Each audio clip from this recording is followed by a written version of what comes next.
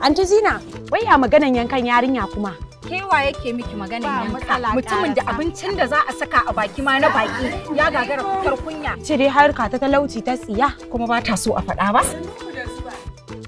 Ita kuma wannan lafiya take ta wani sauri? kina gani fa mijinta ne ya fita to shi za ta fi mana. Su miji manya. Amma fa baraka ya kamata ki sani ba. Duk fa wanda bai gode wa Allah ba sai gode wa azabarsa. Wallahi ƙarya kake Haladu kace ba za ka yi wa ƴata hakika ba.